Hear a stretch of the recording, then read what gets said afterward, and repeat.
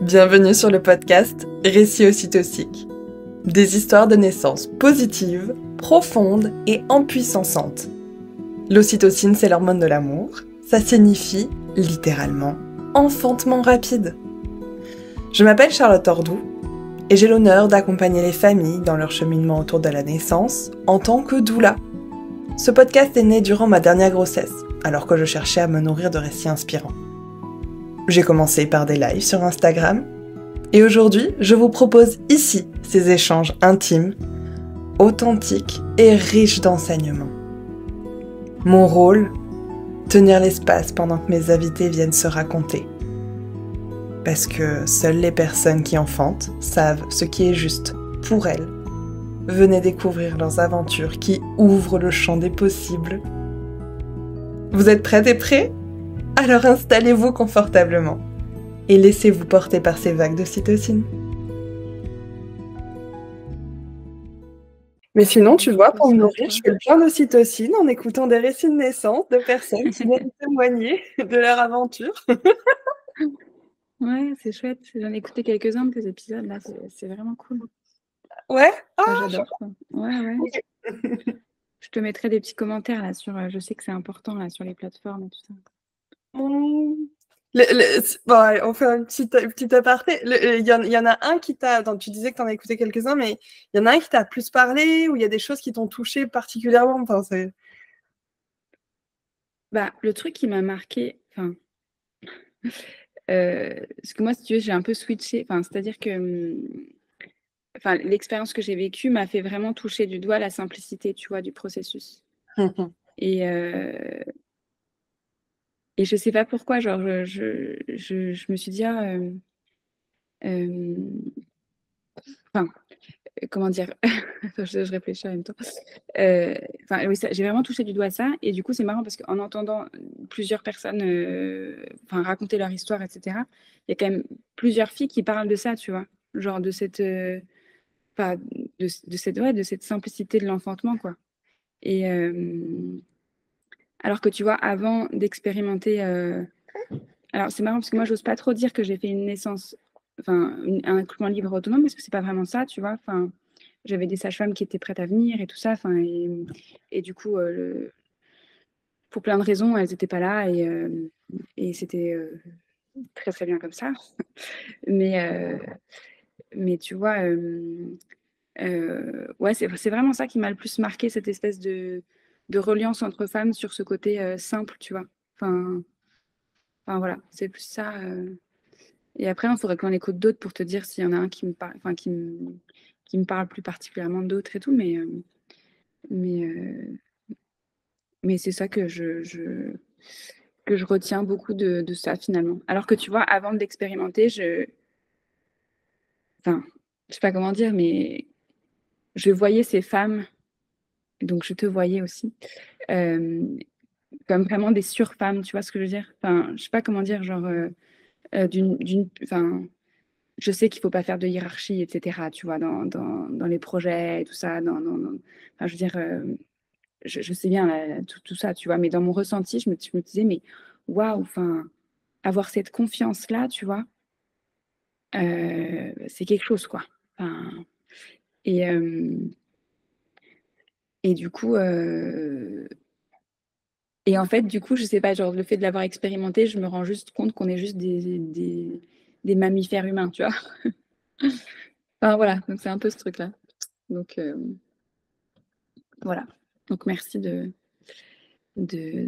faire parler les femmes là-dessus. C'est hyper important, je pense. Et j'aimerais bien d'ailleurs avoir des chiffres sur les ANA, tu vois. Je sais pas combien de femmes enfantent comme ça par an. Je pense qu'il y aurait un truc à faire à ce sujet, tu sais, sur le groupe Facebook des ANA. Ouais, je le suis. Mais parce que je me suis demandé, tu vois, dans ma tête, je me disais, il y a plus d'accouchements accompagnés à domicile que d'ANA. Et en fait, je suis plus sûre du tout de ça. Honnêtement, je sais pas.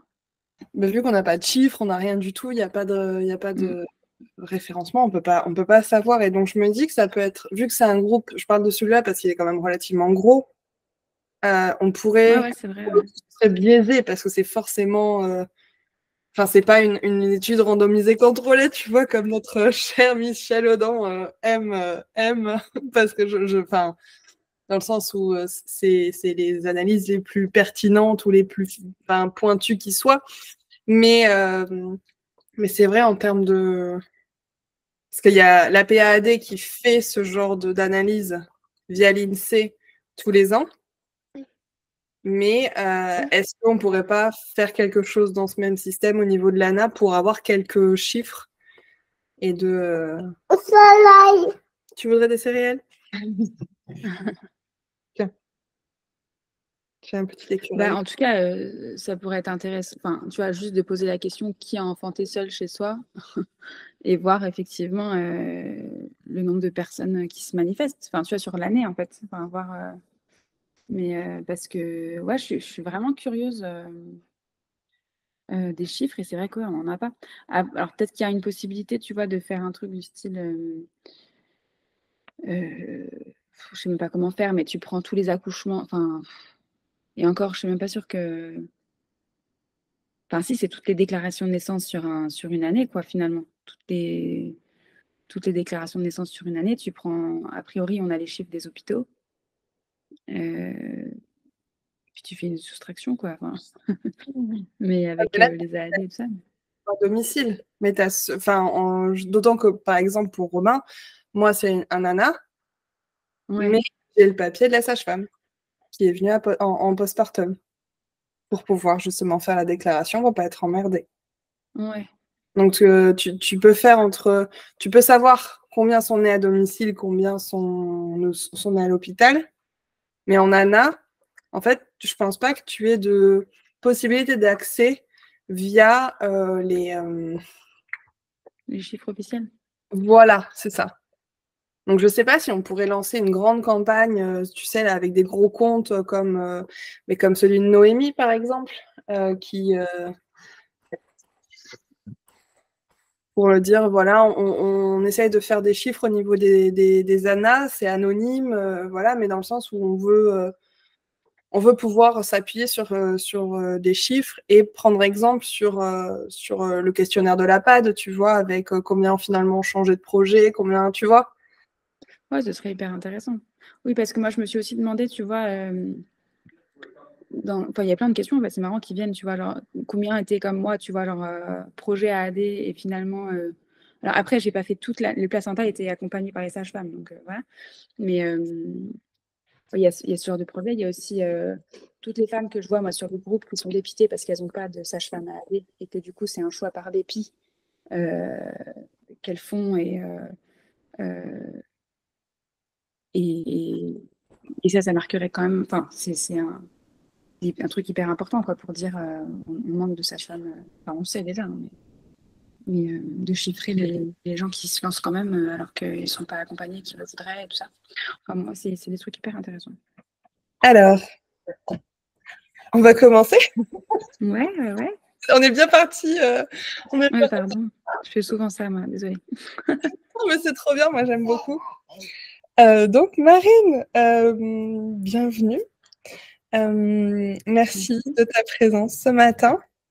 Est-ce que... Donc on a un peu, on a un peu papoté avant. En off, je me demande si je vais laisser la première partie ou pas. On verra. Tu me diras comment c'est pour toi, si c'est OK ou pas. Oui, Mais, oui. ce que j'aime beaucoup, c'est commencer les épisodes avec les personnes qui se présentent d'elles-mêmes, avec leurs propres mots, et me dire également ce que tu aimes. Ok. Merci Charlotte d'ouvrir ces espaces pour parler des naissances, déjà. Merci pour ta confiance. Alors moi, je m'appelle Marine, j'ai 35 ans, j'ai 2 enfants, 2 garçons, du coup, un qui a 5 ans et un petit qui a 3 mois. Et ce que j'aime dans la vie, bonne question, non, plein de choses. J'aime passer du temps avec mes enfants, j'aime entreprendre sur mes projets pro, j'aime créer beaucoup, j'aime dessiner et peindre, mais je le fais plus trop. Un jour reviendra où je reprendrai ça. Pareil, j'aime lire aussi, mais je le fais plus trop. Il y a des temps comme ça, je pense, dans la vie où il y a les enfants, puis on a un peu moins le temps de faire autre chose. Hem et j'aime parler des naissances, j'aime discuter avec les femmes, j'aime, le lien qui nous unit toutes, la maternité, bien sûr. Hem, voilà, c'est un peu moi. Puis j'aime aussi tout ce qui est, nature, écologie, tout ça, ça me définit aussi un peu. Je m'intéresse à tous ces trucs-là, puis de plus en plus aussi au féminisme et enfin toutes ces luttes, voilà, parce que je pense qu'aujourd'hui on a besoin d'être engagé sur pas mal de plans pour la suite. Voilà. Hem, voilà, c'est comme ça que je me définis. Puis, j'habite à côté d'un lac, donc c'est cool. Merci beaucoup. Donc, tu as enfanté, à la maison de ton bébé soleil. Oui. Mais cette naissance, ce projet, il est venu, après moult réflexions et un autre enfant. Donc, est-ce que tu serais d'accord de venir, Ouais, voyager à travers ta trame de qu'est-ce qui fait que tu en es arrivé à ce projet de naissance-là? bien sûr, ouais, avec grand plaisir. Alors oui, je suis tombée enceinte de mon aîné à 29 ans, enfin j'ai accouché à 30 ans, donc c'était il y a 5 ans. J'ai très vite, je pense parce que j'étais un peu dans cette mouvance un peu écolo, un peu, retour un peu à ce qui est naturel et cetera. J'avais vraiment cette volonté d'accoucher naturellement. À l'époque, pour moi, accoucher naturellement, c'était accoucher sans péridurale. Donc j'ai compris après, voilà, toutes les nuances qu'il y a là-dedans. Mais en tout cas, c'est comme ça que j'ai présenté mon projet à la sage-femme qui me suivait et mon suivi était un peu, très banal, hein, je pense, mais une sage-femme, en libéral, qui était, dans une culture très hospitalière pour avoir elle-même travaillé en hôpital pendant des années. J'étais à Lyon, hein, donc des gros CHU, des maternités plutôt costauds. Et cette sage-femme-là m'a pas du tout, la seule chose qu'elle a réussi à me dire, c'est: «Mais oui, oui, on peut on peut accoucher naturellement à l'hôpital, il y a pas de souci». Et en fait, du coup, je me suis dit: «Bon, ben, OK». Elle m'a pas présenté l'existence du plateau technique, elle m'a pas dit que je pouvais accoucher chez moi, parce qu'à Lyon, il y a tout ça, hein. Et donc du coup, avec mes croyances aussi, hein, parce que moi j'ai une maman, hem, qui était plutôt sur un projet pour moi, et pour elle aussi, quand je suis née d'une maternité très, protectrice envers les bébés, donc maternité niveau 3. Donc j'avais un peu cette croyance-là, donc je me suis dit: «Ben OK, bah, je vais m'inscrire dans un gros CHU, comme ça je serai en sécurité, si jamais il se passe un truc avec mon bébé ou tout», enfin voilà. Et donc cette naissance, s'est passée, à la Croix-Rousse à Lyon, où j'ai pu, accoucher sans péridurale, mais pas physiologiquement et ça je l'ai compris un peu après. Donc tout mon cheminement, alors je sais pas s'il faut que je raconte, cette première naissance très rapidement, mais OK. Si c'est ce qui est vivant pour toi, avec plaisir. Ouais, bah, je peux la raconter parce qu'elle fait partie de mon histoire et c'est vrai que c'est aussi, ce qui m'a amenée après à me questionner et cetera. Mais en gros, c'est une naissance qui s'est globalement, très bien passée sur le papier, hein. Enfin, les premières contractions sont arrivées, le matin, vers 10 heures et puis j'ai passé des paliers comme ça un peu, toutes les 2 heures en termes d'intensité et puis, donc on est resté à la maison avec, Martin, mon conjoint, jusqu'à 17-18 heures. Moment où on a décidé de partir à la maternité, après avoir appelé, classiquement à la maternité pour leur demander conseil et hem et donc on est allé au CHU, enfin voilà. Je me souviendrai toute ma vie parce que, j'arrive et tout, puis j'avais des grosses contractions, puis j'avais mon ventre énorme et la nana me dit: «Vous venez pourquoi?» Et donc j'étais: «Mais enfin, elle se fout de moi? Bah, je suis en train d'accoucher, en fait». Puis après, j'ai réalisé que oui, ben, il y a des femmes qui arrivent parce que, elles ont mal parce qu'elles ont des soucis de perte de sang, etc., alors que c'est pas le bon moment. Enfin bref. Mais sur le coup, je me suis dit, mais vraiment, c'est bizarre ces gens. Et, euh, et donc, du coup, ben, examen d'entrée. Enfin, je sais pas comment appeler ça comme ça. Mais enfin, voilà, donc elle m'examine et puis elle me dit que je suis à 2-3 en me disant que, bon, globalement, ça va durer encore longtemps.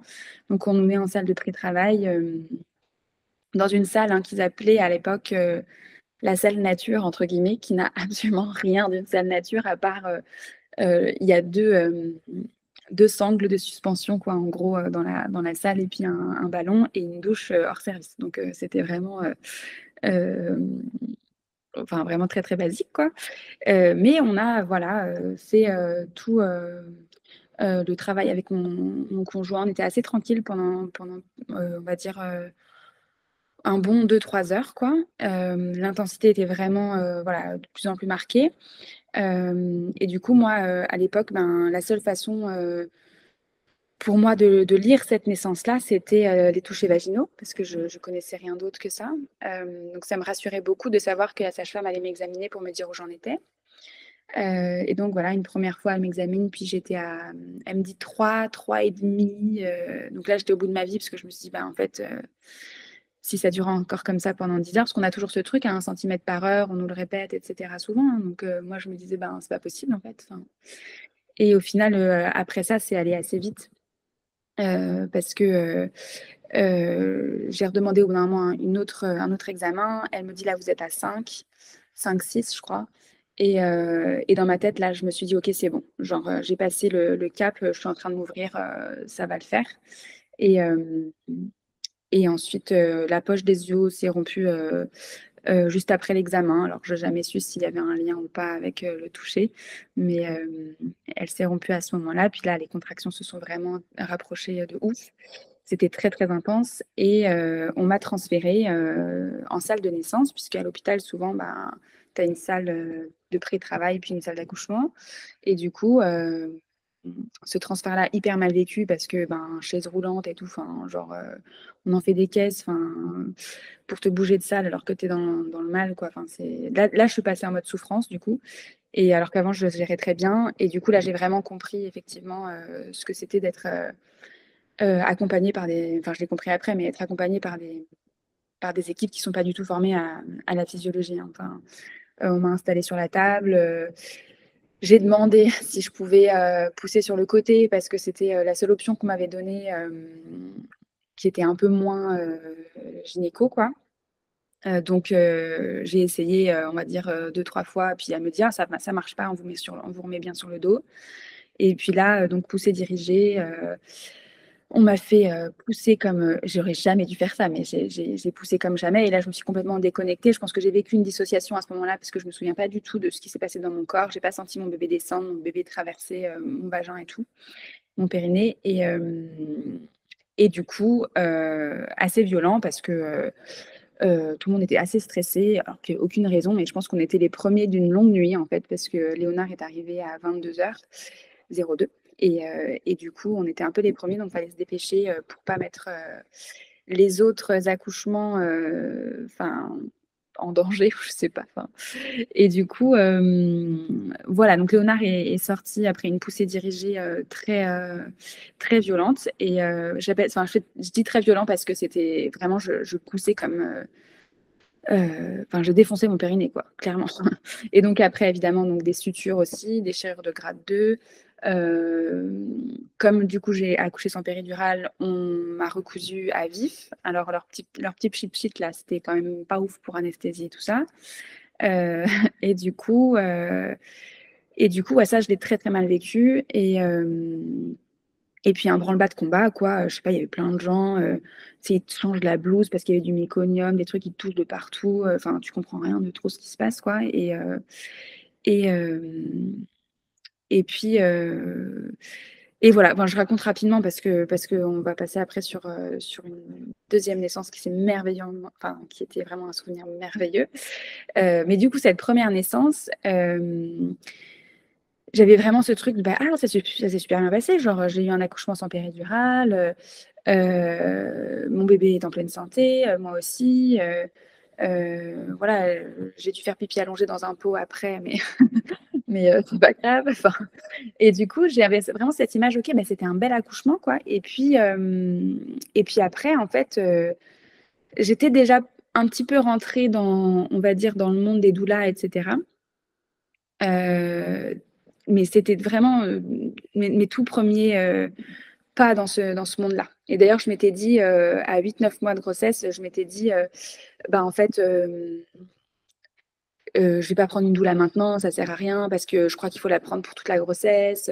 Et du coup, je m'étais dit, j'avais ces croyances-là, donc enfin voilà, j'aurais pu en prendre une à ce moment-là, mais j'en ai pas pris pour ça. Et,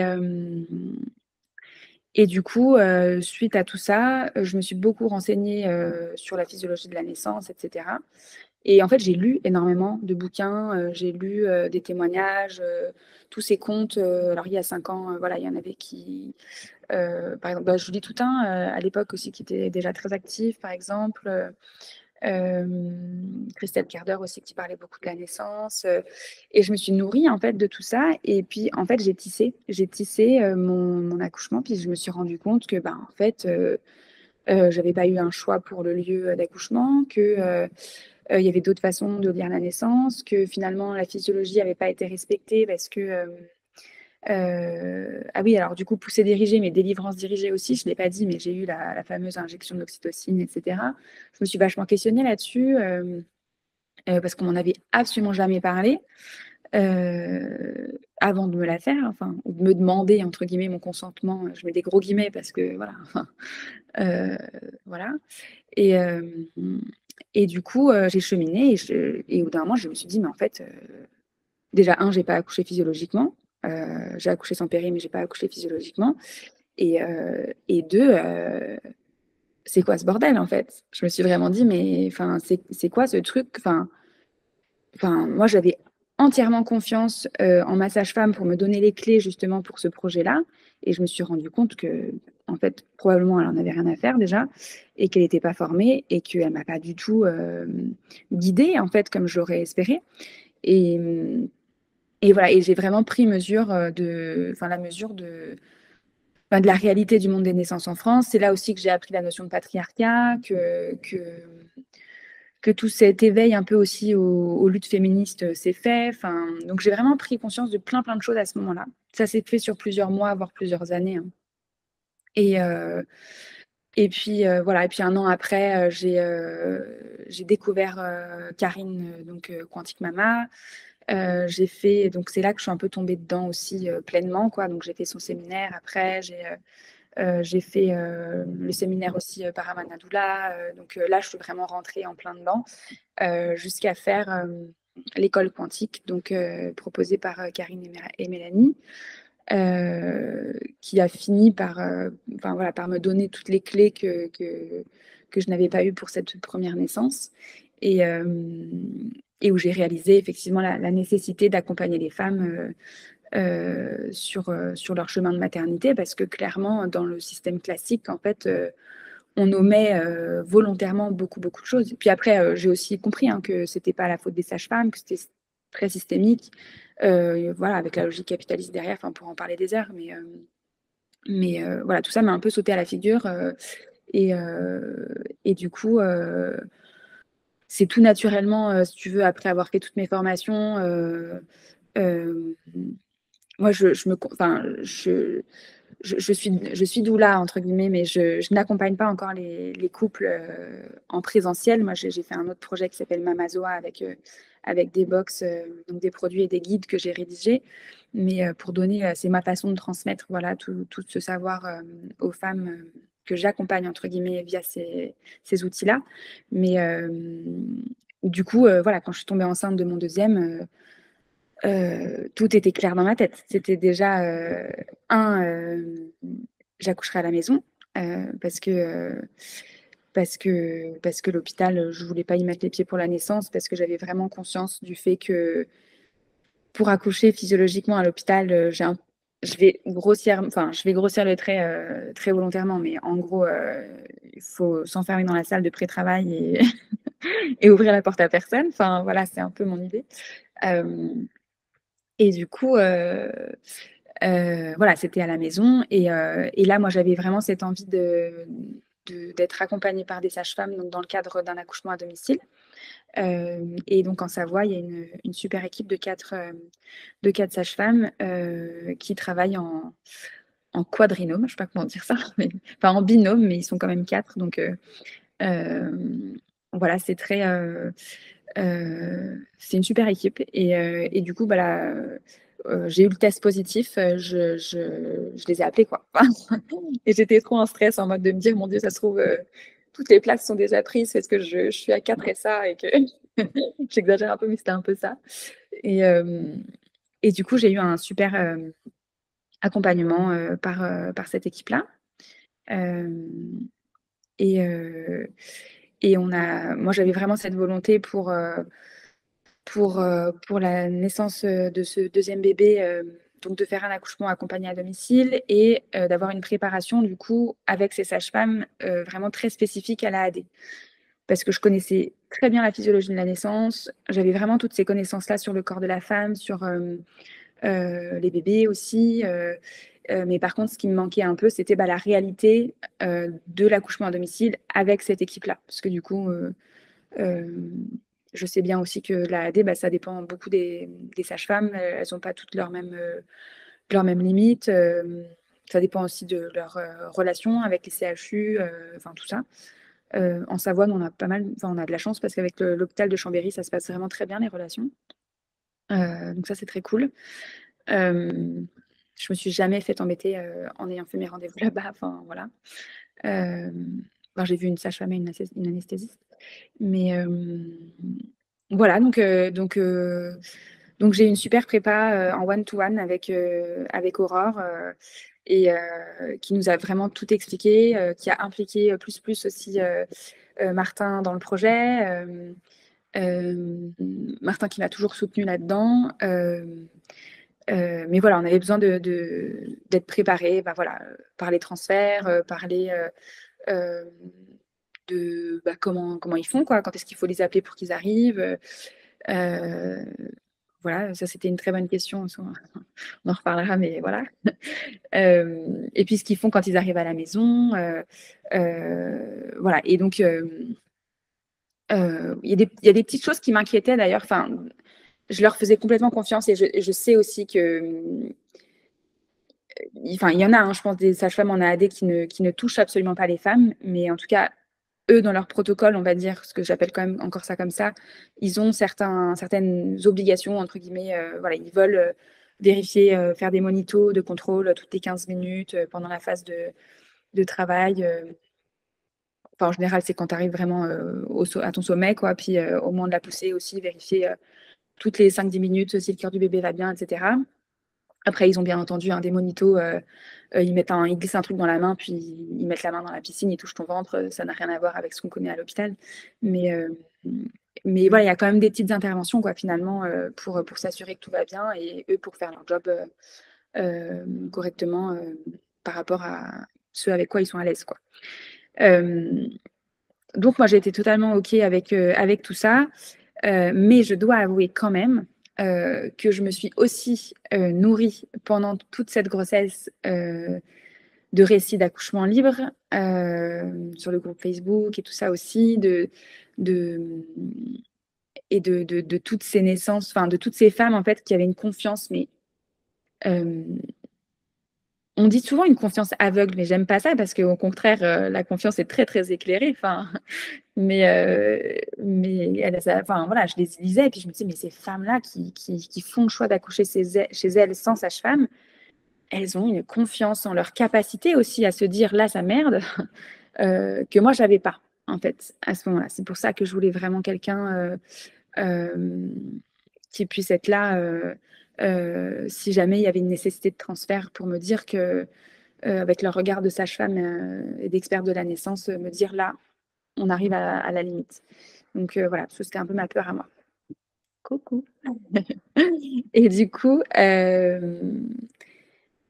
Voilà, c'est vrai, on parle beaucoup dans tes podcasts et du coup, hem, voilà ce cheminement donc j'étais totalement en confiance, en tout cas, pour accoucher chez moi avec cette équipe de sages-femmes et Martin en soutien. Et après moult réflexions aussi, on a fait le choix ouais, je peux en parler aussi, mais moi, je voulais une sage-femme, je voulais une photographe, pardon, à mon accouchement. C'était hyper important pour moi d'avoir des photos de ce moment-là, et cetera et Martin était pas du tout d'accord parce que pour lui, c'était, bah, si on accouche à la maison, c'est un moment hyper intime, donc je veux le moins de personnes possible. Je me suis dit: «Bah, ouais, c'est aussi son moment à lui un peu», et je me suis un peu assise là-dessus en disant: «Ben, OK», par contre, je lui ai dit: «Moi, je veux des photos quand même, donc tu en feras. Je veux des souvenirs de ce moment-là». Hem 2e truc aussi, moi, je pensais, pouvoir, enfin, j'avais aussi envie d'avoir une doula avec moi. Hem Et pareil, Martin m'a dit: «Ben, moi, je veux un truc hyper intime», donc en gros, la présence des sages-femmes, c'est entre guillemets «obligatoire», lors d'un AAD, donc c'est les seules qui seront à la maison, quoi. Enfin et il y avait personne d'autre que nous et les sages-femmes. Donc là, je me suis dit: «Bon, OK, pas de doula, bon, bah, très bien. Bah, dans ces cas-là, OK Martin, bah, tu voilà, enfin, tu feras tout, quoi. Enfin, du coup, tu seras là pour moi, mais pour aussi mettre la piscine et tout ça, enfin, voilà, aie bien conscience de tout ça».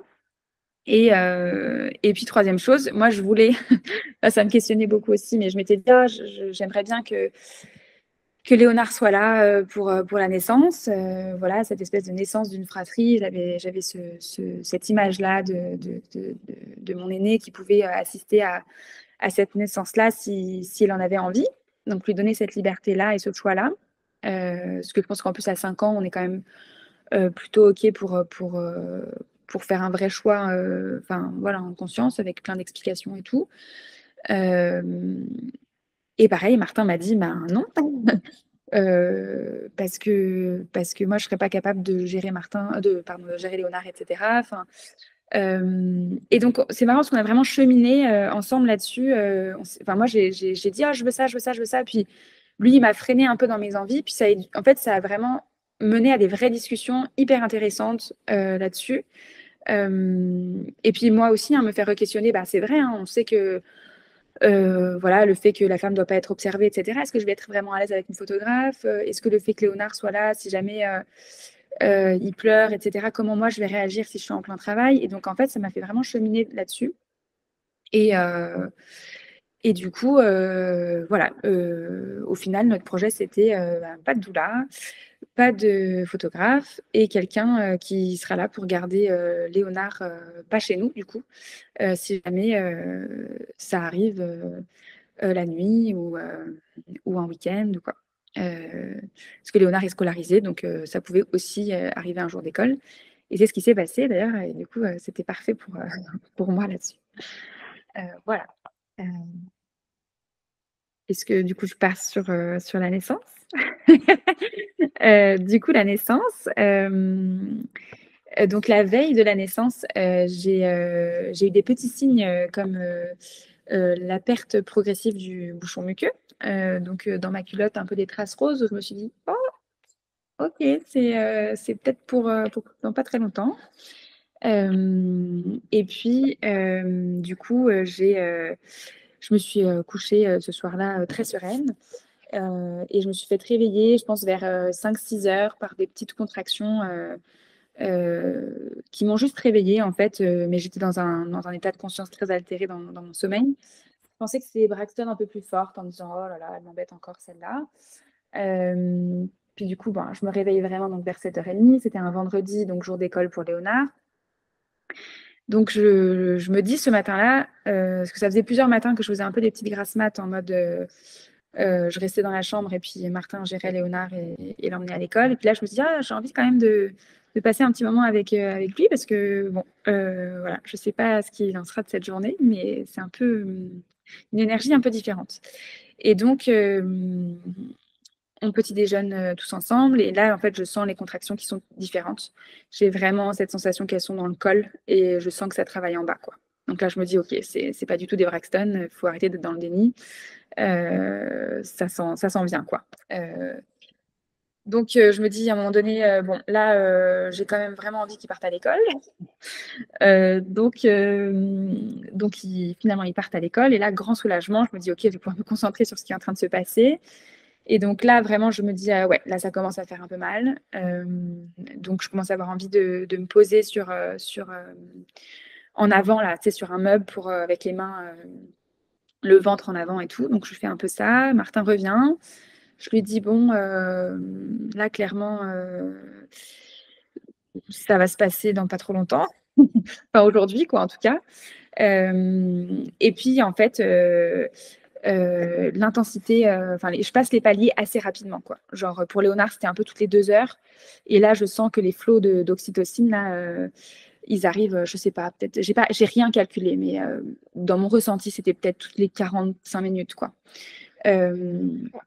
Donc, en gros, petit à petit, l'intensité augmente. Donc, ça m'invite en fait à me mettre vraiment à genoux sur un tapis. Je gère les contractions comme ça tout le temps à genoux. Martin s'agite du coup pour mettre la piscine, tout ça. Et en fait, moi, je rentre complètement dans ma bulle très vite. Symboliquement, pendant le moment où je suis encore à peu près consciente, j'affiche mes petits mantras, puis je mets une petite gravure sur bois de la Sheila Naguib, là, que j'aime beaucoup, comment elle s'appelle Bonne nuit, mon ange. Merci, exactement. Exactement, bonne nuit, mon ange. Donc voilà, qui est encore affiché dans mon salon. J'ose pas trop l'enlever, hein, déjà. Et donc, me voilà partie vraiment dans l'intensité de la naissance. Donc là, je gère les contractions comme elles viennent. J'ai beaucoup de visualisation. Et puis, je commence à grogner un peu parce que c'est ce qui me fait vraiment du bien. Pour Léonard aussi, j'avais beaucoup vocalisé. Et là, je sens que c'est ce qui me fait du bien. Je me mets vraiment à 4 pattes sur mon tapis, un peu avec le ballon aussi. Et puis finalement, en fait, ça va assez vite. C'est-à-dire que finalement, la piscine, du coup, Martin l'a remplie. Moi, là, je suis. Pareil, j'ai jamais compté les contractions, mais d'après ce que Martin m'a dit, elles étaient quand même très rapprochées, disons toutes les 2-3 minutes, avec des pauses assez courtes. Et donc là, ce que je ne savais pas, mais Martin était en contact avec les sages-femmes par texto. Et la sage-femme m'avait dit à Martin, bon, écoute, propose-lui d'aller dans l'eau. Si ça va mieux, on a le temps de venir vraiment tranquillement. Donc, on prendra un peu notre temps. Si ça va pas mieux, globalement, elle va accoucher assez vite, quoi. Donc, sachant qu'elles ont 1 heure de trajet pour venir chez nous. Donc, je me mets dans l'eau. Martin me demande si ça va mieux. Et évidemment, l'eau chaude, ça fait du bien. Donc, je lui dis, bah oui, c'est bien, ça me fait du bien. Et puis dans ma tête, j'ai cette pensée-là. Je me dis, mais Martin, ça fait 2 heures qu'il remplit la piscine, enfin, qu'il la monte, qu'il la gonfle, qu'il la remplit. Je peux pas lui dire, genre, c'est nul ton truc. Enfin, ça calme rien du tout. Enfin, donc je lui dis, bah oui, ça fait du bien. Mais dans ma tête, je me dis, heureusement qu'il y a l'eau, ça me fait du bien, mais ça change rien à l'intensité. Donc là, Martin dit aux sages-femmes, bah ça va mieux. Donc elles se mettent pas en route. Et donc finalement, je suis dans la piscine, puis là, bon, je me déshabille complètement, je hurle complètement à chaque contraction, c'est ce qui me fait le plus de bien. Et ce qui est très drôle, c'est que je sais pas si, pour avoir écouté quelques femmes en parler sur ton podcast, je sais je suis pas toute seule à avoir fait ça, mais ce truc un peu de entre les contractions, je débranchais au maximum évidemment mon néocortex, mais j'ai quand même une petite lumière qui était là, la lumière un peu doula, en mode oh là là, vraiment prends conscience de ce qui est en train de se passer, genre c'est fou, genre et vraiment tu sais, pense à tes sensations, souviens-t'en parce que là tu es vraiment en train de vivre un truc de dingue. Puis je m'écoutais, puis je me disais Ah ouais, là, c'est vraiment les sons du sommet. Là, je pense que je suis dans mon sommet et tout. Et puis, à un moment donné, donc j'étais vraiment... donc, j'ai eu cette pensée que j'ai eue aussi pour Léonard. Moi, je vis comme ça mon sommet, je le vis comme ça. C'est-à-dire que je parle pas du tout, moi, pendant les naissances. Je hurle, mais je parle pas. Je dis rien, je pense beaucoup. Et donc là, j'ai pensé, je me suis dit pareil. Je me suis dit, ben là, si ça continue comme ça pendant 10 heures, en fait, c'est pas possible. Ça va pas le faire du tout. Et donc là, c'était mon sommet. Et donc à ce moment-là, je me dis, faut que je m'examine parce que j'ai envie de savoir quand même. Je veux voir si ça s'ouvre ou pas, parce que si ça s'ouvre pas, c'est peut-être un signe qu'il y a un truc qui cloche, quoi. Et donc, je mets mes doigts dans mon vagin pour m'examiner, pour m'auto-examiner. Et donc là, ma petite lumière néocortex Zula se dit, mais waouh, genre, t'es en train de toucher un col en travail avec tes doigts et ce sera probablement la seule fois de ta vie que tu pourras faire ça, quoi. Et du coup, je trouvais ça dingue. Puis du coup, bah, j'ai senti quoi, le col, effectivement, qu'on appelle vraiment ramolli, le col complètement dilaté. Et j'ai senti cette poche des os bombée, puis la tête de mon bébé derrière. Et je me suis dit, mais c'est magique, quoi. Et évidemment, donc j'en ai aucune idée du nombre de centimètres, mais c'était très, très ouvert. Et je me suis dit, mais c'est bon, bébé, il est là, il arrive, quoi. Donc là, grand soulagement. Et puis, très vite après, en fait, j'ai eu des contractions de poussée. Et pareil, je me suis entendue faire un son différent. Et là, pareil, petite lumière dans ma tête, je me suis dit, mais souviens-toi, Karine, dans ses formations, quand elle imite les sons de poussée. Et je me suis dit, mais c'est trop fort, c'est la même chose. Donc, première contraction de poussée, tu vois, je me suis dit, c'est différent là, je me suis entendue faire un son différent. J'ai pensé à Karine, j'ai pensé à toutes mes formations et tout, c'est marrant, tu vois. Et puis, deuxième contraction, je m'entends faire ce même son, je me dis genre, ben c'est ça, genre ça a changé de dimension là. C'est la poussée, quoi. Et puis, je sens que ça pousse en bas vraiment. Et là, je hurle à Martin pour le coup, j'ai dit un truc, j'ai dit, ça sort, ça sort. Et donc, la troisième contraction, cercle de feu.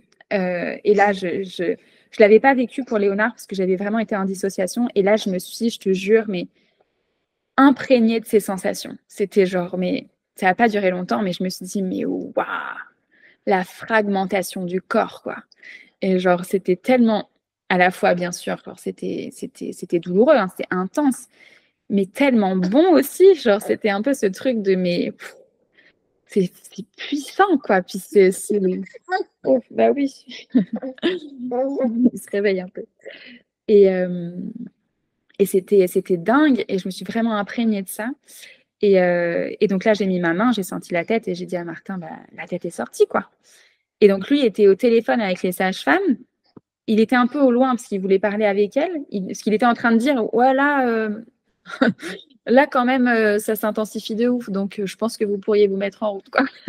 Et puis du coup, il arrive, je lui dis, la tête est sortie. Puis là, il dit à la sage-femme, la tête est sortie. Et donc, il met son écouteur et tout pour pouvoir être là avec ses mains si besoin. Et ça l'a rassuré de garder la sage-femme au téléphone. Et puis, alors moi, j'ai rien compté, mais ces 4 contractions-là de poussée, elles se sont enchaînées. Et la 4e, le corps est sorti. Et puis, j'ai senti, cette fois-ci, j'ai senti son petit corps qui glisse. Et puis, Martin l'a attrapé et il me l'a posé sur moi. Et là, le mot, c'est j'étais euphorique, mais vraiment. Genre, je souriais tout le temps. Enfin, Martin, il m'a dit, mais tu n'arrêtais pas de sourire. Et donc, et puis j'avais mon bébé dans les bras, quoi. Il était là, il était tout violet, là, puis je le sentais tonique. Je savais, ça c'était aussi une peur que j'avais, de ne pas savoir s'il était OK, quoi. Et vraiment, là, dans mes cellules, je savais. Enfin, le fait de l'avoir sur moi, de le sentir, mais je savais qu'il allait bien, quoi. Et il n'a pas pleuré, il a fait un petit couinement, quoi. Et c'était trop beau, quoi. Enfin, c'était dingue. Et puis là, je me suis dit, mais je viens d'enfanter toute seule, en fait. Enfin, et je me suis vraiment dit ça dans le sens où aussi Martin était là, tu vois, vraiment en gardien de l'espace. Mais j'étais vraiment dans un truc où il faut qu'il m'a touchée une seule fois les reins au début. Et puis après, j'étais vraiment seule avec moi-même, quoi. J'ai traversé ce truc seule et j'étais bien seule, quoi. J'étais bien. Et du coup, ouais, dans ma tête, je me suis dit, mais waouh. Et je me suis dit ça, je me suis dit aussi, mais c'était si simple, quoi. Bien sûr, c'était intense et tout, mais je me suis dit, mais c'était si simple.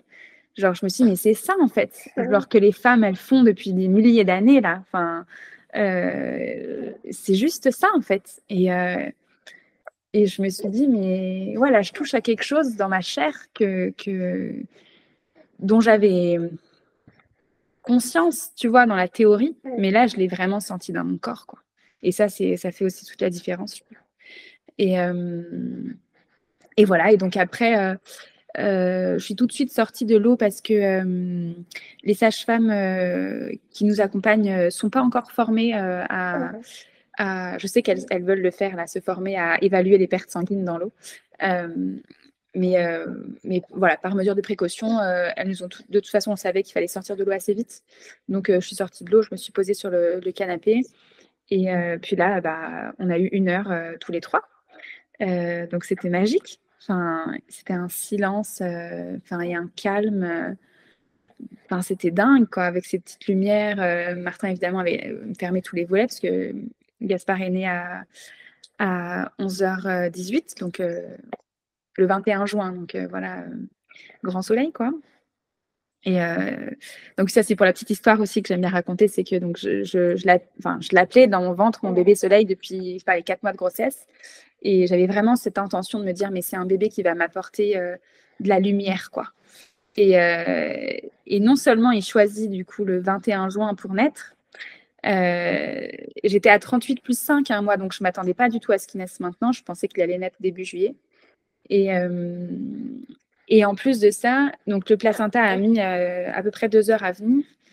Et le placenta est né à peu près à l'heure du zénith, en fait, où le soleil était au plus haut dans le ciel. Donc, moi, c'est ma croyance, hein, mais j'adore cette histoire. Voilà, c'est mon bébé soleil. Et puis, voilà, solstice d'été, l'heure du zénith, son placenta, c'est trop beau. Et voilà, donc on a vécu cette heure d'or tous les 3. Et après, donc, le placenta était toujours en moi. Les sages-femmes sont arrivées. Et là, elles étaient d'un calme absolu. Enfin, j'ai trouvé ça génial. Elles se sont posées, voilà, elles sont arrivées avec leur voiture, elles sont arrivées toutes calmes, toutes. Enfin, tu vois, elles sont rentrées chez moi, c'était juste de l'amour, quoi. Enfin, et puis elles sont arrivées, elles ont pas fait beaucoup de bruit, et elles m'ont rappelé au bout d'un petit temps, elles m'ont dit juste, tu sais que la naissance, elle n'est pas finie, là, genre. Et je le savais, hein, et puis là, moi, je me suis dit, ah, tiens, j'ai un peu peur. Là, il y a eu des peurs qui sont remontées un petit peu. Je me suis dit, genre, oh, watch, faudrait pas que je finisse à l'hôpital pour un placenta qui sort pas, tu vois, ça me ferait chier, quoi. Et donc là, elles m'ont vraiment accompagnée. Moi, j'avais eu ce désir-là aussi dans mon projet de naissance, que je leur avais parlé. Je leur avais dit, ben, ça me tient vraiment à cœur d'être actrice jusqu'au bout, puis de délivrer mon placenta seule, en fait. Enfin, j'ai vraiment cette envie-là de sentir ça. Puis parce que j'avais aussi entendu Karine en parler sur ses naissances où elle évoque ça, ce côté faire naître son placenta, c'est vraiment encore une dimension, on va dire. Enfin, c'est pour avoir la full expérience, quoi. Je sais pas comment dire ça, mais d'avoir le pouvoir jusqu'au bout. Et du coup, voilà, elles m'ont accompagnée pour sortir le placenta avec des massages, avec des petites huiles essentielles et tout ça. Puis toujours en me disant, bah, tu sais, tire, je t'entends pas, mais. Ah, pardon. Tire sur. Elle me dit, bah, tire doucement sur ton cordon, tu sens un peu des sensations que ça te fait à l'intérieur, etc. Puis, donc, elles m'ont vraiment donné confiance. Je me suis verticalisée, genre avec mon bébé au sein, genre pour essayer du coup de faire jouer la gravité. Voilà, elles m'ont invité aussi à aller aux toilettes, parce que la vessie parfois empêche un peu la délivrance et tout ça. Et ça a mis un peu de temps, en fait. Et donc, j'avais un peu des peurs. Puis vraiment, mes contractions étaient vraiment très peu présentes, très, très faibles et très peu là, quoi. Et, et puis finalement, en fait, je me suis rallongée. Puis la sage-femme m'a dit, est-ce que tu veux que je t'aide encore enfin, est-ce que tu veux que je te t'aide un petit peu en tractant un petit peu avec toi le cordon? Et donc finalement, là, j'ai senti que c'était OK pour moi. Et je lui ai dit, ben, vas-y. Et puis elle m'a dit, bah, pousse en même temps, etc. Donc voilà, la délivrance s'est faite comme ça. Euh, et, et entre guillemets, j'ai un peu ce regret-là parfois de me dire, oh, j'ai pas su le sortir toute seule. Mais finalement, je crois que j'avais juste cette appréhension, tu vois, encore cette mini peur de me dire, mais est-ce que je saurais dire si je tire trop ou pas, tu vois, avec cette image un peu de, ben, si je tire trop fort, hémorragie et tout. Enfin, tu vois, toutes ces croyances qui sont encore imprégnées, quoi, malgré le travail de déconstruction énorme que j'ai fait pendant ces dernières années, j'avais encore ce petit truc-là. Et puis c'était beau parce que finalement, bah voilà, la sage-femme, elle était là. Puis je savais que j'avais besoin d'elle à ce moment-là. Et puis c'était OK. Et puis le placenta est sorti et j'ai rien saigné du tout, quoi. Enfin, donc voilà, Gaspard est resté accroché à son placenta pendant encore, je sais pas, peut-être 2 heures après. Et, euh, et puis, euh, et puis, et puis, enfin, voilà, c'était trop bien. J'ai été chouchoutée. Les sages-femmes m'ont fait un lait d'or. Elles m'ont massé le ventre tout doucement. C'était tellement doux par rapport à. Oh, j'ai ce souvenir de ce massage à l'hôpital pour mon premier, où genre, tu sais, après la délivrance, pour vérifier qu'il n'y a pas de cailloux ou je sais pas quoi là. Oh, et ça avait été douloureux et tellement désagréable, quoi. Alors que là, tu sais, Un, tu te dis, mais elles font le même métier. un massage, tu disais, à l'hôpital? Ouais, Elle te c'était. pied sur le ventre ou elle t'en Non, fait...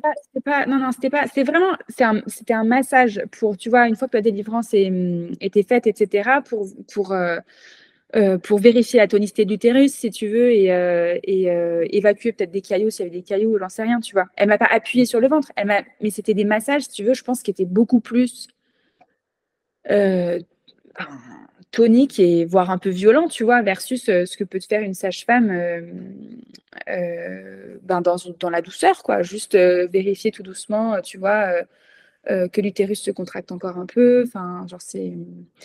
euh, donc là, enfin, entre les mains d'Aurore, j'étais bien, quoi, tu vois. Enfin, c'était. À aucun moment j'ai eu mal, etc. Mais j'ai eu ce flash en ce moment-là, enfin, en me disant, ouais, c'est vraiment pas la même chose que j'ai vécu à l'hôpital, quoi. Enfin, et, euh, et donc voilà, et donc cette naissance était juste fabuleuse. Et c'est pour ça, alors j'ai choisi le petit titre, là, comment l'appeler et tout. Je me suis pris la tête pendant des jours en disant, mais comment je pourrais l'appeler et tout ça. Puis j'ai vu dans un de tes épisodes, je me souviens plus lequel, une femme qui avait dit incroyablement banal. Et je me suis dit, mais oui, c'est ça. Et puis moi, je dis souvent que c'est magique. Et du coup, je me suis dit, genre, ah, ouais, la magie ordinaire de la naissance, quoi. C'est vraiment ça. Et avec cette simplicité que j'ai touchée du doigt, quoi. Voilà, c'était beau, Et puis, ouais, j'ai une infinie gratitude aussi pour la vie, quoi, de m'avoir permis de vivre ça. Même si je sais hein, que c'est pas que de la chance, entre guillemets. Enfin, on se donne la chance de, mais euh, voilà, c'était trop beau. Ah oui, et un truc aussi que je voulais dire, c'est que pour mon premier, j'ai pensé dans ma tête, après la naissance, vraiment, j'ai pensé, mais waouh, je me suis dit, mais plus jamais ça. C'était ma première pensée, c'est horrible hein, quand j'y pense de penser ça, mais je me suis dit, mais plus jamais ça, quoi, parce que vraiment, la fin avait été vraiment violente. Et là, genre, quand j'avais Gaspard dans mes bras dans la piscine, mais dans ma tête, je me suis dit, mais je veux vivre ça 100 fois, 1000 fois. Mais c'est tellement fou. Enfin, c'est tellement cool. Et, et, et voilà, et je me dis, mais c'est ça que devraient ressentir toutes les femmes quand elles mettent leur bébé au monde et qu'il n'y a aucune raison qui. Enfin voilà, dans des grossesses physio, des accouchements physio, il y a pas de raison de vivre ça autrement, quoi. Enfin, voilà, évidemment. Hein. Après, je t'épargne le sujet, enfin le petit paragraphe. Oui, évidemment, parfois il y a des situations pathologiques et que heureusement que la médecine est là, évidemment. Genre, c'est juste que voilà, quand tout se passe Bah, naturellement et simplement, genre, c'est trop beau, quoi. Voilà. Merci beaucoup. Comment tu te sens là? Je me sens trop bien. J'adore raconter. J'adore raconter. Mais je crois que c'est la première fois que je le raconte aussi dans les détails. Et puis, c'est de prendre vraiment le temps, quoi. Et donc, merci pour ça. Et non, j'adore me replonger là-dedans. Hein. Enfin, moi, si je pouvais le raconter 100 fois, je le fais. Hein. Je le fais. Et non, je me sens bien. Tu vois, je me reconnecte un peu à ces sensations là d'heure d'or, quoi, juste après la naissance. Et je trouve ça, j'adore. J'adore. Je trouve ça trop bien. Est-ce qu'il y a quelque chose que tu aimerais rajouter? Parce que je vois que Gaspard s'est réveillé. Et bon, ça c'est peut-être un peu plus inconfortable pour toi. Est-ce que tu aimerais quand même partager quelque chose là pour les personnes qui t'écoutent, qui, à ton sens, serait important de partager? Par rapport à l'enfantement, tu veux dire, Par enfin, rapport à l'enfantement, par rapport au postpartum, par rapport au ressenti. Ou sinon, tu sais quoi, je vais changer ma question. Ça va être, qu'est-ce que tu dirais à la Marine d'il y a, 4 mois, qui est sur le point d'enfanter et qui aurait été source d'empuissancement? bah, je pourrais dire un truc du style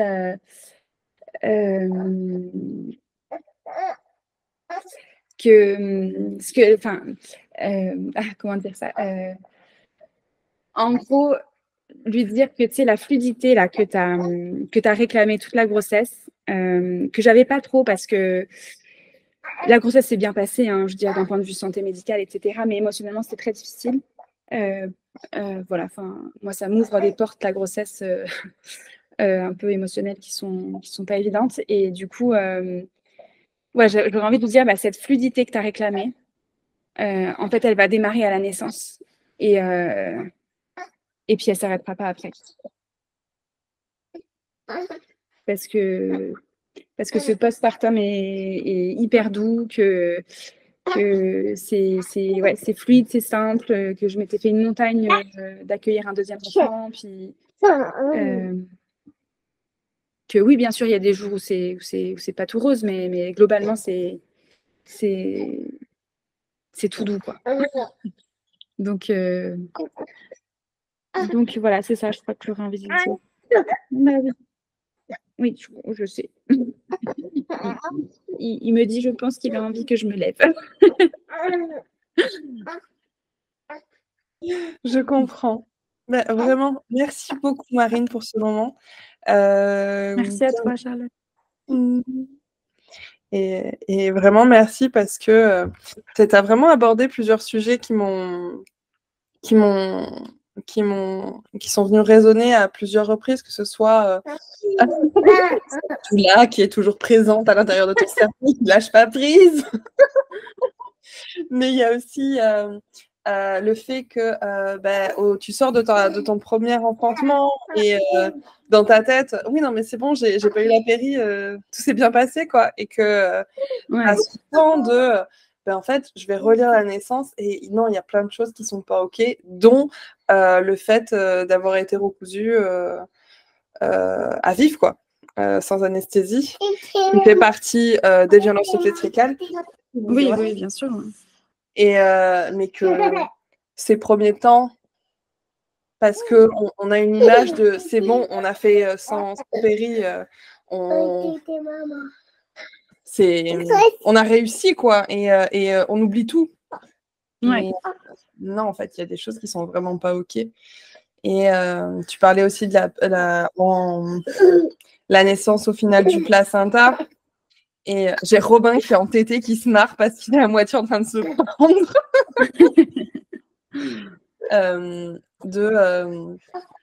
Oui, en fait, il y a toujours cette injonction de date, même une peur ancienne qui est là d'horaire, que le placenta doit sortir au bout de tant de temps. Et je me souviens, c'était C'était le récit de Roxane. Elle avait partagé ça que juste avant la naissance de sa petite dernière. Oui, mon chat, on va se moucher. Elle avait contacté une sage-femme australienne qui revenait d'une naissance et le placenta était sorti 24 heures plus tard. Oui. Mais à partir du moment où la mère sentait que ça allait bien, quoi. Et ouais, bah, bien sûr. Et c'est ces informations, tu dis. Alors, effectivement, tout le monde a un fonctionnement différent. Et quand il y a pathologie, il y a pathologie. Et en même temps, ce récit-là existe. Et et c'est comment on laisse expérimenter les choses, parce qu'on ne laisse plus aujourd'hui expérimenter les choses, parce qu'on parce qu'on a un timing, parce que voilà. Et quand on laisse expérimenter les choses et on redonne la sagesse à la personne qui enfante, on ne se sent pas. J'aime beaucoup cette phrase, je crois que c'est une sage-femme amérindienne qui l'a dit, que les personnes qui sont présentes au moment de la naissance ne doivent pas se sentir plus experts que la personne qui enfante. Oui. Parce que la réelle experte de la naissance, c'est la femme qui enfante. Oui, bien sûr. Non, mais je te rejoins là-dessus. Mais c'est, tu vois, moi, je me demande, hein, tu vois, si j'avais pas, enfin, finalement, parce que le savoir, c'est le pouvoir, c'est certain. Mais tu vois, dans le cadre, enfin, je sais pas, parfois je me dis, ben, si j'avais pas eu tous ces récits, on va dire, d'hémorragie postpartum, tu vois, cette espèce d'image, si tu veux, où tu arraches le placenta et il y a tout qui pisse le sang, quoi. Enfin, tu vois. Ben, si j'avais pas eu tous ces récits-là, tu vois, est-ce que j'aurais été plus en confiance dans mon corps, par exemple, pour vraiment tracter mon cordon, comme, enfin, tu vois, 100% dans mon ressenti personnel, quoi, en coupant avec ces histoires-là de. Et voilà. Et puis il y a aussi par rapport à, enfin, ce que tu dis, je rebondis là-dessus, mais sur, laisser expérimenter aux femmes leur propre tempo, quoi. C'est vrai qu'aujourd'hui, on est dans. C'est aussi la limite, tu vois, de l'accouchement accompagné à domicile. C'est-à-dire que on est quand même dans le système, même si on est un petit peu en retrait, on va dire, mais que du coup, tu vois, toutes ces. Enfin, d'un point de vue, on va dire, plus politique, entre guillemets, mais les relations avec le CHU qui se passent bien, etc., tout ça, c'est aussi. Il y a des discussions derrière, je pense, hein, sur. Par contre, voilà, un placenta, vous ne le laissez pas pendant 5 ou 6 heures, en fait. Genre, si au bout de 3 heures, il n'est pas sorti, je ne connais pas l'exact timing, mais vous venez à l'hôpital parce que nous, on sera pas. L'hôpital ne sera pas serein de récupérer une femme avec un placenta où ça fait 10 heures qu'il est dans son utérus, quoi. Enfin, ce genre de truc où, du coup, ça vient rajouter du stress là où il n'y en avait pas forcément, tu vois. Parce que c'est vrai que moi, il y a un moment donné, quand j'ai dû délivrer mon placenta, tu vois, je me suis dit, genre,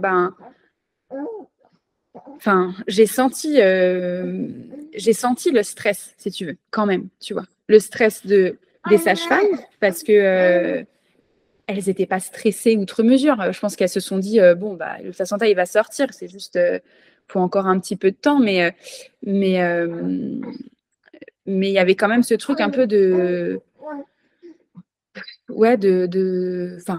timing, comme tu dis. Enfin, tu as le clic, enfin, le petit timer, quoi, en se disant, on est tranquille, mais bon, il faudrait pas que ça dure trop longtemps quand même. Enfin, et du coup, moi, j'ai senti ça, puis et puis moi, j'ai stressé aussi en me disant, je veux pas finir à l'hôpital, donc. Et donc, tu vois, en même temps, tu as du stress, c'est pas bon pour la délivrance, mais en même temps, il faut aussi prendre conscience, tu vois, dans ton corps, genre la naissance, elle est terminée, là, faut qu'elle se termine, là, tu vois. Enfin, c'est pas. Le problème, c'est que dans ces moments-là, c'est Karine, la formation, qui partage le fait que. Qui partage le fait que. Attends, j'essaie de me concentrer parce que là, les tétés maman, ça me perturbe. Ouais, tu m'étonnes. Qui partage le fait que la personne qui enfante entend tout haut ce que tout le monde pense tout bas. Ah oui, ouais. Et c'est ça, je me souviens, j'avais expérimenté d'accompagner une naissance. Alors là, pour le coup, le projet, c'était de l'enfantement à l'hôpital. Mais je me souviens que j'avais le père, je l'avais invité à aller dehors, en fait. Aller dehors parce que je sentais que c'est lui que là, à ce moment-là, il venait perturber l'espace. Et les contractions, on les entendait au son, ça ralentissait, quoi. Ah oui, ouais. Même moi, à un moment donné, je suis sortie parce que là, c'était du stress pour le papa. Moi, c'était de la joie. Et je mettais comme mon émotion dans l'énergie de la pièce alors qu'elle n'avait pas à être là. Ouais. Je suis sortie, je suis allée souffler, respirer et juste être en accueil inconditionnel de ce qui est vivant parce que la première des interventions, comme dit Liliana Lammer, c'est de sortir de chez soi. Ah oui. Non, mais c'est vrai. Hein. Je l'avais entendu ça aussi, du coup, effectivement, dans une de ces conférences. Et ouais, et c'est vrai que, tu vois, pour rajouter un truc aussi par rapport à cette expérience, j'ai vraiment pris conscience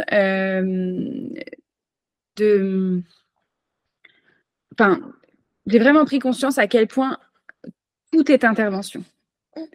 Et tu vois, genre, le fait justement aussi d'avoir qu'on m'ait, pour ainsi dire, quasiment jamais touché, tu vois. Genre, je me suis rendu compte que, en fait, je sais même pas comment dire ça, mais déjà, bon, les monitorings que j'aurais eu si les sages-femmes avaient été là, ça aurait été une intervention en soi. Bien sûr, on va dire, si on peut hiérarchiser les interventions, genre, c'est pas quelque chose qui vient peut-être trop perturber la bulle, mais quand même, tu vois. Le fait d'avoir quelqu'un qui te touche le ventre alors que t'as pas forcément envie, le fait tout est intervention. Et j'ai vraiment eu cette pensée-là, ouais, tout est intervention. C'est-à-dire que même ton mec qui te pose une question, c'est une intervention. Ça vient faire des petites vagues dans ta bulle, quoi. Et